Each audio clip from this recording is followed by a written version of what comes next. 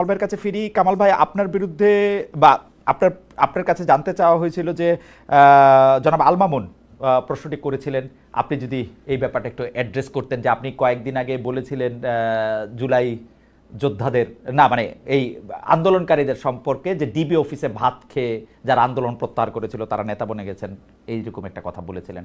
আর আর আর কামাল ভাই, আমি আরেকটু বলি, আমাদের দর্শকদের মধ্যে একটা বড় অংশ বলতেছেন যে এখন পর্যন্ত বোঝা গেছে কেন আমি ডক্টর মোহাম্মদ ইউনূসের সাথে কথা বলি, কারণ ডক্টর মোহাম্মদ ইউনূস আমাকে দাওয়াত দেন নাই। এ কথা ঠিক না। ডক্টর মোহাম্মদ ইউনূসের কাছ থেকে আমার কোনো দাওয়াত খাওয়ার শখ নাই। ডক্টর মোহাম্মদ ইউনূস তো আমাকে মানে মানে উনার দাওয়াত আমি বাই বড়লোক দাওয়াত বড় দাওয়াতের দরকার নেই। আমি বলছি উনি আমাকে সাক্ষাৎকারটার জন্য আমি অনেক চেষ্টা করছিলাম, উনি আমাকে বাদে সবাইকে সাক্ষাৎকার দিয়ে বেড়াচ্ছেন এই প্রধান উপদেষ্টা হওয়ার পরে। দাওয়াতের আমার দরকার নাই ভাই, দাওয়াত শব্দটা আমি ভুল কইছি। ডক্টর মোহাম্মদ ইউনূস ওই হাদিরে কামাল ভাইরে এদেরকে দাওয়াত দেন, আরো লোকদের দাওয়াত দেন, আমারে দাওয়াত না দিলেও চলবে। আম গুড।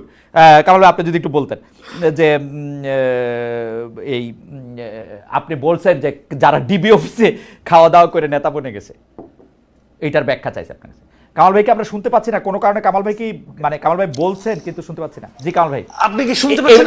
এবার পাচ্ছি কামাল ভাই, এবার পাচ্ছি। আচ্ছা, আমি আপনাকে বলি, ওটা একটা প্রসঙ্গক্রমে এসেছিল। প্রসঙ্গটা আমি বলি, একটা হঠাৎ করে বলে না অনেক কিছু বোঝা যায় না। আমার প্রসঙ্গটা ছিল এখানে যে একটা প্রশ্ন উঠেছিল আমার কাছে, যে আমি কিন্তু একদম শুরু থেকেই বলে আসছিলাম যে এই সরকারে দুজন ছাত্র উপদেষ্টা নেওয়াটা ছিল এই সরকারের জন্য একটা বড় ব্লান্ডার। এই কথাটা আমি বলেছিলাম। কেন বলেছিলাম সেটা ব্যাখ্যা করতে যাই বলেছিলাম যে এই ছাত্রদের কিন্তু যাদেরকে নিয়েছিলেন তাদের প্রজ্ঞা, তাদের মেধা, তাদের যোগ্যতা নিয়ে কিন্তু আমি কোনো প্রশ্ন করি নাই এই কারণে তাদের তো আমি টেস্ট করি নাই। কিভাবে আমি বলবো এটা, কাজে ওইটা আমি বলি নাই। আমি বলেছিলাম ওদেরকে নেওয়ার মাধ্যমে পুরো দেশের যে ঐক্যবদ্ধ ছাত্র যারা ছিল, ছাত্র শক্তি যারা, যুব শক্তি, সেই শক্তিটাকে ভেঙে দেওয়া হয়েছিল। অনেকের মধ্যে প্রশ্ন জেগেছিল যে উনি যদি হয় তাহলে আমি নই কেন, আমি উনার চেয়ে কিসে কম, অথবা উনি কোন বিবেচনায়। এই প্রশ্নটা অনেক ইয়াংদের মধ্যে আমি শুনেছি।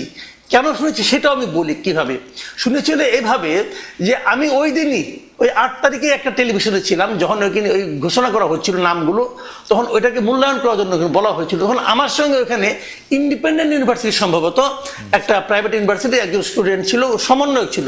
ওই ভদ্রলোক তখন মাথার মধ্যে কাটা ছিল, এখানে একটা প্লাস্টার লাগানো ছিল মাথার মধ্যে, সে আমার সঙ্গে ছিল। এবং সেখানে তার সঙ্গে আলাপ করতে করতে দেখলাম সে খুবই আনহ্যাপি। সে বলতেছে যে ঢাকা ইউনিভার্সিটি থেকে দুজনকে নেওয়া হলো উপদেষ্টা হিসাবে, তা আমরা আমাদের এই ত্যাগের কি মূল্যায়ন হলো? দেখেন, ওরা কিন্তু তাৎক্ষণিক মূল্যায়ন খুঁজতেছে। এটা তো মূল্যায়ন খোঁজার ব্যাপার ছিল না, ব্যাপারটা ছিল স্টুডেন্টরা থাকবে প্রেশার গ্রুপ হিসাবে।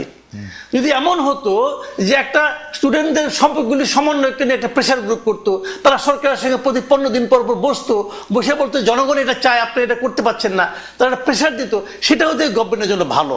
আমি তখন বলেছিলাম যে এই যে দুজনকে নেওয়া হয়েছে কোন বিবেচনায়, এরা তো মানে এক নম্বর কথা, তারা ঢাকা ইউনিভার্সিটির যে ইউনিভার্সিটির একজনও নিহত হয় না, যদি আমি ওইভাবে ধরি।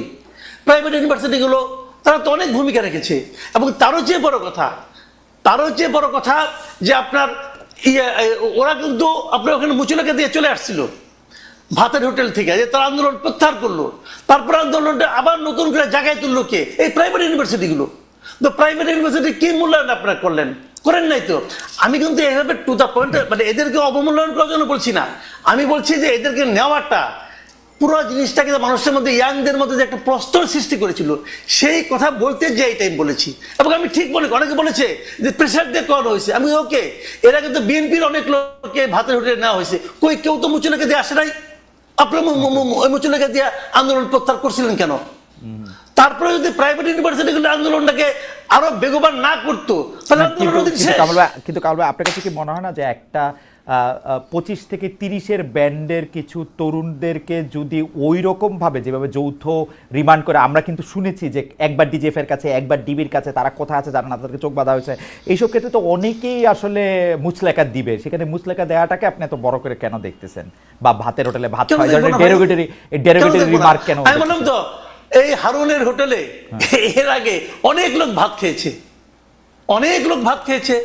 এখন ওনারা যদি বয়সজনিত কারণে অন্যদের মতো শক্ত দৃঢ় না হতে পারেন, তাহলে ওনারা এখন এই বয়সজনিত না, কারণ আমরা থাকা কিন্তু সত্ত্বেও কেন এখন কামাল ভাই এত 111 এর হচ্ছে? কথা 111 এর সময়ের কথা আপনার নিশ্চয়ই মনে থাকবে। সেই সময় 111 না কি 11 এটা 111 আমি হারুনের হোটেলের কথা বলছি। যে না 111 এর সময় আপনার নিশ্চয়ই মনে থাকবে যে আপনি আগের কথা যে- বলতেন যে 111 অনেকে অনেক কিছু বলছে, ওগুলো আমাদের সব মনে আছে।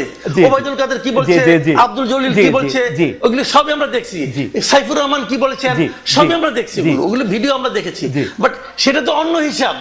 কিন্তু এখানে তো, এবং ওখানে কেউ কিন্তু মুচলেখা দিয়ে আসে নাই, এখানে তো তারা আন্দোলন প্রত্যাহার ঘোষণা দিয়েছে। আচ্ছা ঠিক আছে।